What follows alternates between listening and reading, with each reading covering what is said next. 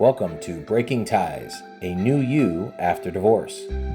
This is your go-to source for practical advice and support for when the divorce process has finished. Join us each weekday for a quick chat where we'll cover a variety of topics related to post-divorce. Together, we'll explore the emotional, financial, and legal aspects of life after divorce and help you find the best path forward for you and your family. Here's your host and Certified Divorce Financial Analyst professional, Mike Fulkerson. Hello, and welcome to an unscripted version of A New You After Divorce, part of the Breaking Ties podcast. Now, I'm going to be doing a Mike Unscripted today on a topic, and I do these every once in a while just to, kind of break things up. And, the scripts are great because I don't want to forget any information, but in the end, sometimes just letting the thoughts flow can also bring up things that perhaps I hadn't thought about when I put, outlines and stuff together for the show. So today's topic is actually fairly heavy. It's being the parent that moved out and maintaining connections with your kids. So I am the parent that ended up moving out. And first, I just want to say it's not a good or bad thing. I mean, when you get a divorce, typically speaking, one parent has to move out. And so it's not that you were the bad parent or not the good parent or you did something wrong. No, not at all. It's just you're the parent that felt like it was the right decision for you to be, in a different location and living arrangements and stuff. Now, there's a lot that goes into that because if you have kids, you're going to want to maintain connections with them. And yes, you got what would it be? The child custody arrangements, and you got all the details in that document that lay out a lot of stuff. However, you still want to be there for your kids and you want to have the emotional connection. So, I mean, that just tells the timing of when you get to meet and stuff, but it doesn't mean you couldn't text. It doesn't mean you can't talk on the phone or video call, things like that to maintain, stronger connections with your kids. And it is going to be awkward in the beginning because nobody's used to it.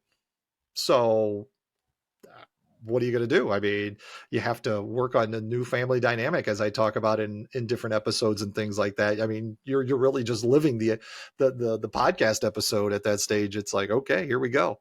So you want to maintain, you want to be positive. You want to be upbeat. I had my kids help me set up my new space. And so whether you're in an apartment, whether you're in a condo or a house, whatever, I let them have set up their space. They help set up the joint living spaces and things as well, to get them comfortable and make them an integral part of the transition because, at the end of the day, I'm sure your kids don't want to see you leaving or moving out kind of thing. So it's a way to help usher in the next chapter of everybody's kind of life. As the divorce process is come to a conclusion and somebody's got to move out.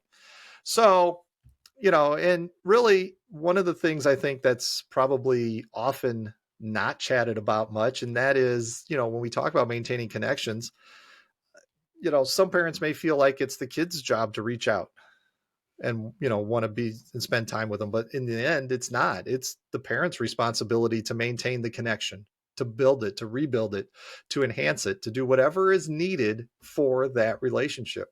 Kids are kids. They got their friends. They got stress of school. They got sports. They got all these, whatever activities they have, music, band, dance, you name it. They're busy. They're everywhere. And if you're the parent that moves out, you may have 50% of the time, or you may have less time than that, depending on what your custody arrangements are. So you want to make the best use of all the time that you have. And like I said, even communicating when it's not your custody time, there's nothing wrong with that. Take as much time as you get. I mean, eventually the kids will move on and move out, hopefully, but you want to have a great relationship before then. And so whatever your traditions are, your hobbies, activities, things you share together, you're going to want to continue those and maintain those relationships with your kids and their interests. It's not about you. It's about them and maintaining what they have going on and being a part of their life. So you can continue to be there for all the big moments as well. So, goodness, All right, we're coming up on the time here, and really I appreciate you guys. I hope this episode is fun for you. I find it pretty interesting.